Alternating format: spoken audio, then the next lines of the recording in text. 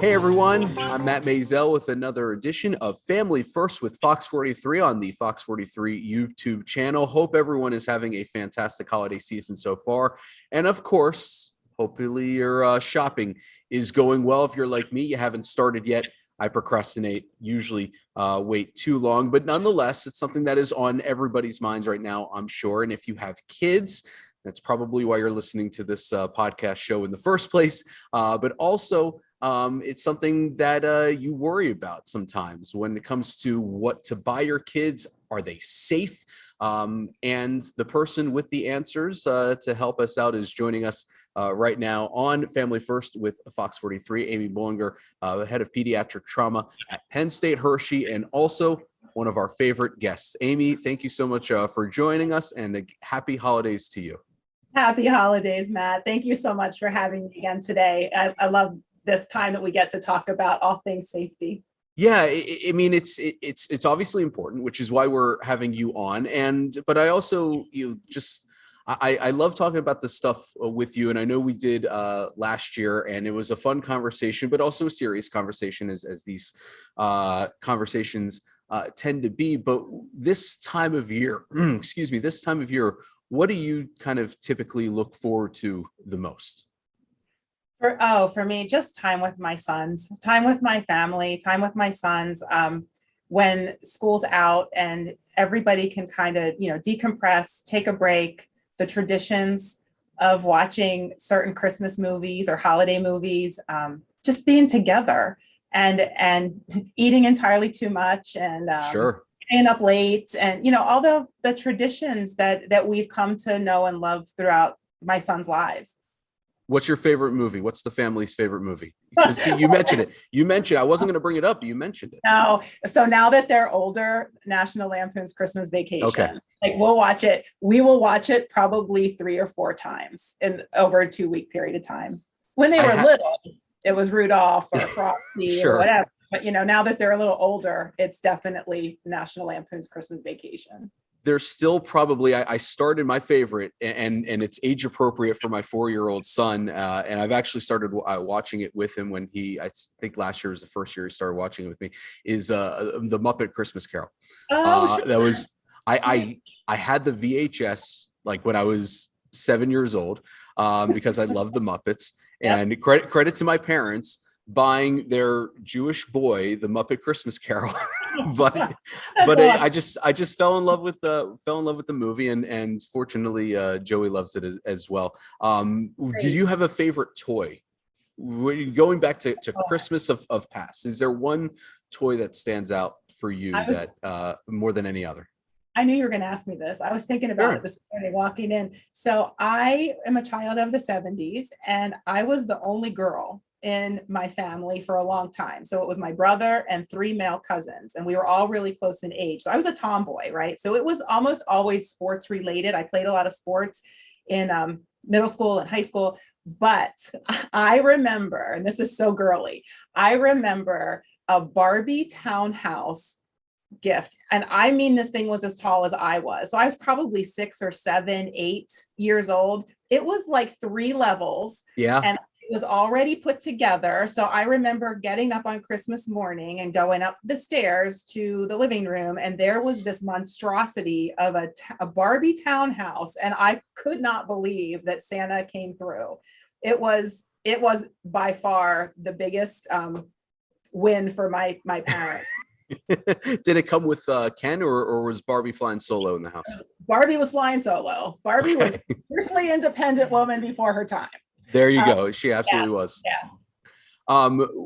Obviously, I mean, Barbie is not a toy that you think of nowadays as something to kind of be concerned about. It's pretty large, but I would say that when you're kind of going through this time of year and you're letting people know kind of what stuff to look out for, I imagine the fact that kids are just so curious, especially small kids being so curious, has to put parents kind of on edge. It does. Kids don't look at toys the way we as adults look at toys. We see we look at toys differently because of our experience and our wisdom and our years on this earth, right? Kids see a toy and the only thing they think about is fun. They're not thinking about the potential dangers or the concerns or anything like that. They see a toy, they want to play because that's their work. As children, developmentally, their work is play. So it's right, it's correct and right that that's how they see it. It's just that we, the adults in the room, have to take a look at it with a little bit, with a discerning eye, taking a look at it a little differently. I remember, when we were kids, we didn't necessarily look at the packaging. We didn't look at the warning labels. Right. These are things which parents have to do now. And something that I'm learning to do, something I'm sure you did with your kids. Having to look at the warning, and they're so advanced now. Warning labels used to not exist, and now there's a warning label for everything, but for good reason too. Right. Absolutely. You really do have to pay attention to the labels and the warning labels. And, unfortunately, we see kids all the time who got into something that maybe an older brother or sister had that wasn't developmentally appropriate or safe for their child, but you really do have to look at the labels. Kids aren't looking at the labels. They aren't concerned about that, but we really should. What do you tell parents who I would imagine that it might be a lot easier if there's one child in the house. You don't have to worry about hand-me-downs. You don't have to worry about, older kids are going to have smaller toys, but smaller toys for a young kid, that's going right in the mouth. Absolutely. Absolutely. I think about little building blocks or little parts and pieces of toys. And so what we say is, really for toddlers, for preschool children under 5, you really need to be in the room, eyes on your child, phone down. And I know this is hard, right? So let me preface this. This is really not easy in this day and age, in this world in which we live, where our cell phones are attached to our fingers 99% of the time.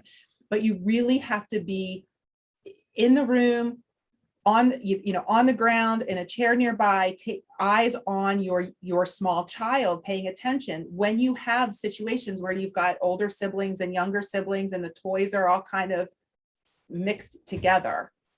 Mom and dad, I know you just got your iPhone, put it down. It can wait. Is basically, listen, we're dealing with our own new gifts and our own new electronics and toys and stuff like that, but it's got to wait. That's right. It's got to wait. I always say, and I don't want to sound preachy, but I do say a lot, and my kids have heard this many times, parenting is a verb, right? Being a parent requires action. So being a parent means that we have to oversee our small children's toys and our small children's activity and that kind of thing, and to ensure their safety. We don't want to see you here. We're here. We'll provide the expert level of pediatric trauma care that we provide at the Children's Hospital, but we don't want to see you here. We want you to have your family. And I'm going to throw something else out at you. This is your phrase, not mine. But here comes doom and gloom, Amy. Which right? Yeah, here we go. I hate talking about it, but it's necessary. How much do you tend to see kids around this time of year at Penn State Hershey? So we see kids who have gotten into something they shouldn't. One of the things I have to show you, magnets, toys with magnets. That's a big potential danger. So I pulled these yesterday from our office, from our trauma office, and I'm going to show them to you because they're magnets. But I gave you the answer. What does that look like to you? Can you see that? Yeah, it looks like an M&M, or at the very least a candy, like a Whopper type candy or something like that you could chew on. So to me, they look like holiday M&Ms that I put in the traditional bowl every year, right? But look what happens when they get together, they stick.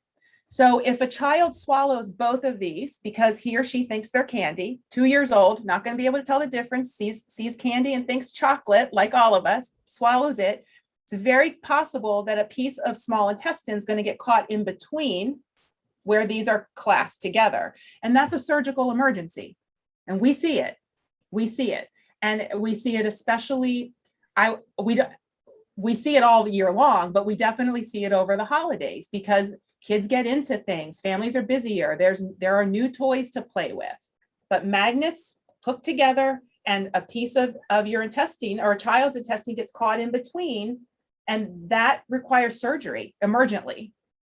When we spoke last year, you gave a great tip, which I immediately started to use, and that was taking a paper towel roll dispenser. Yep.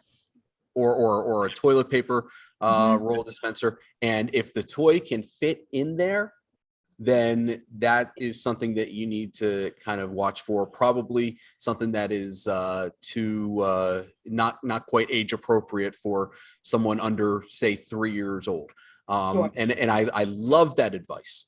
Good. Because That's great. because choking hazards are real, especially this time of year when you're throwing new toys out there. Yeah, kids under 5 are at the highest risk of choking. So the younger the child, the greater the risk.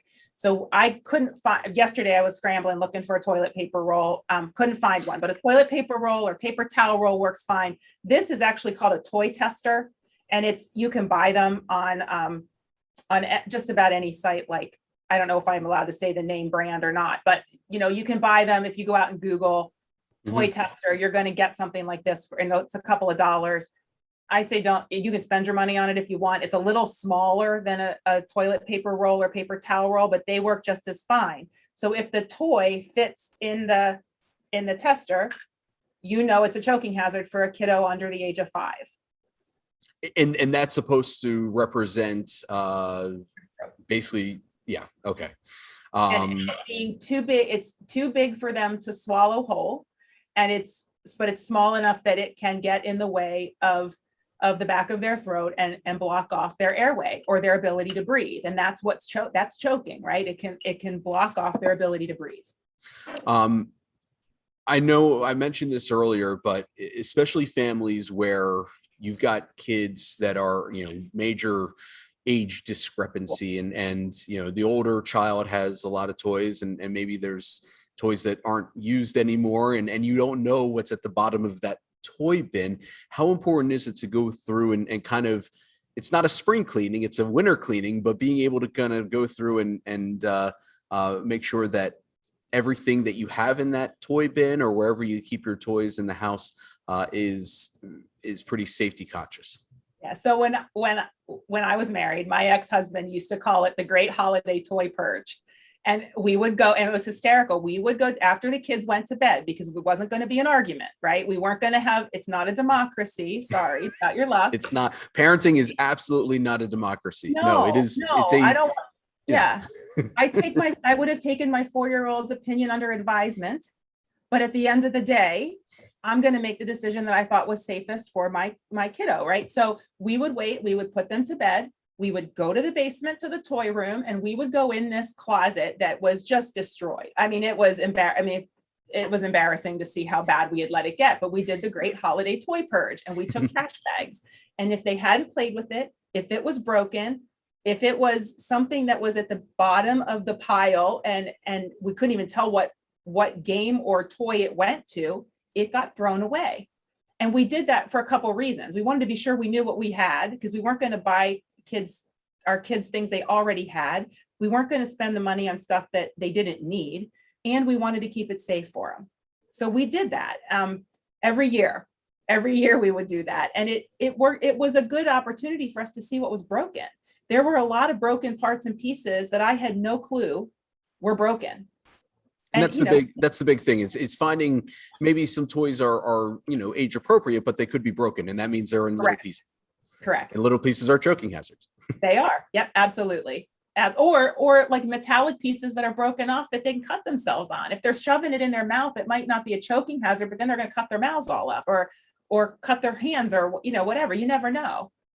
I go back. Do you remember the old Saturday Night Live Dan Aykroyd toy safety skit? Where Yes. That's kind of what I'm thinking. Yeah. Right, exactly. It's I mean, that's obviously humor, but nonetheless, I'm glad that I'll have to tweet it out. I'm glad that you understand the reference. This has been a serious conversation, and we want to kind of make sure that people are not scared. Right. So let's kind of wrap this up and end this on something that we can kind of feel good about. What's the best thing that you can tell parents to kind of, go about the holidays while not being scared and not being worried, and at the same time, feeling good about, spending time around family without having to worry about, all this doom and gloom stuff, which is important to talk about, but at the same time, we want to, feel good at the end of the day. So it's a balance, right? It's a balance. It's keeping in mind those things that we talk about today to be safe, and being present in the moment, doing the traditions and creating joy and making memories for our children and our families for years to come. My kids have memories.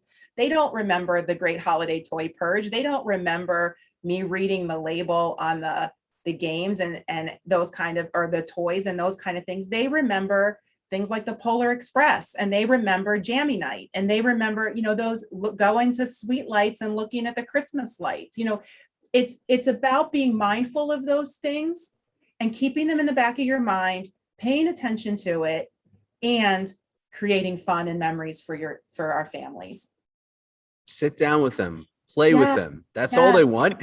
At the end of the day, they just want attention. They just want you to play with them. That's what they're going to remember, right? I mean, I think back to, when I can remember you buy a toy and it comes in a gigantic box. Within 3 hours, the toy's on the floor, the kid's in the box. Playing in the box, right? It's about creating those fun moments for our children, so that when they grow up and they move away, which they will do, it is giving them those memories, so they look back fondly on those moments we created for them. I was going to say that, and the best part about boxes is that they are entirely safe and you can't get hurt. But then I realized there's always that older brother that puts the younger sister in the box and closes it up. And all of a sudden, where's Charlotte? Joey, what did you do with Charlotte? Or like mine takes it to the top of the stairs, gets in the box and rides it down the stairs like it's because, about being vigilant, paying attention. That even gloom and doom Amy, it happens. I turn my back for 2 seconds and I hear this crashing sound, and he was 2 going down the stairs in the box that his older brother put him in. If there's one theme I think I could put towards this entire, in all of the 4+ years that I've been doing this Family First with Fox 43 segment, the theme is kids are resilient. Yes. But also kids are resourceful. Yes. And they are more resourceful than we give them credit for. Absolutely. Kids are profoundly resilient. That is the silver lining when I work in pediatric trauma. That is the silver lining. Children and families are very resilient, and by and large, kids do well. Not always, but by and large, the vast majority of children do very well because of their resilience. And that is a great place to wrap up. Amy Bollinger, Penn State Children's Hospital, head of pediatric trauma. Thank you so much for having this talk with us today. And to everyone watching at home, on your phone, listening in the car, wherever, have a happy holiday, a Merry Christmas, a great New Year, and be safe, everyone, as well. Amy, thank you. Thanks so much, Matt.